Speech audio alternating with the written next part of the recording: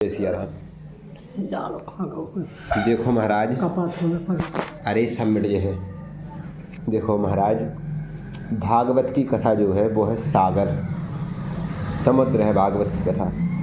जब कोई व्यक्ति उसको सुनता है तो आज हमें महाराज जी ने एक अच्छी बात बताई कि उत्तम श्रोता किसे कहते।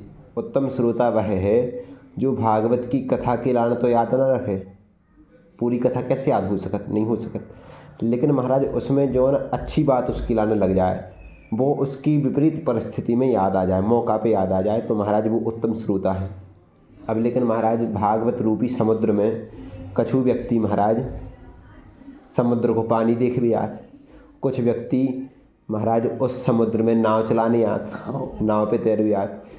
कुछ व्यक्ति ऐसे होते हैं जो मछलियाँ उसे से एकत्रित कर लेते, लेकिन कुछ व्यक्ति होते हैं जो महाराज उसके दर्शन करके उसकी मोती को प्राप्त कर सकते हैं, उसकी रत्नों को एकत्रित कर सकते हैं। तो उसी प्रकार से महाराज भागवत रूपी समुद्र में आप यदि आते हैं इसके दर्शन करने के लिए, इसकी श्रवण करने के लिए, तो आप कुछ लोग उस भागवत रूपी समुद्र में केवल पानी रूपी विषय वस्तु एकत्रित कर लेते हैं। मतलब नए नए टॉपिक आदमी के लाने तक बात करने के लाने तक महाराज संवाद चाहने, नई नई चीज़ें चाह रहे, नहीं तो उसके पास कैसे शब्दन को भंडार हुए। यही से कछु आदमी तो रामायण पढ़ने लगे, नई नई कथा सुनने लगे, मोबाइल पे प्रवचन सुनने लगे, तो कुछ लोग उससे नई नई बातें सीखने आते हैं, विषय वस्तु ले भी।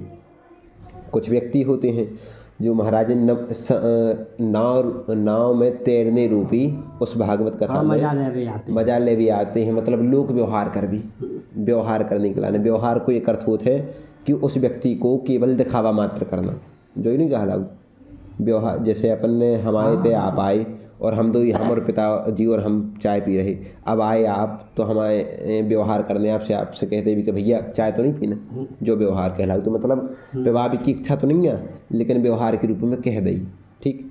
तो कुछ लोग ऐसे आते हैं भागवत जी की कथा में। एक व्यक्ति वो होता है जो महाराज मछलियाँ एकत्रित कर भी आते हैं। मछलियाँ मान लो दोष कि भैया केवल भागवत की कथा में उसमें दोष निकाले कि महाराज ने कहा गलती कर दी, व्यवस्था अच्छी नहीं है, सरवता जैसो काठ है केवल।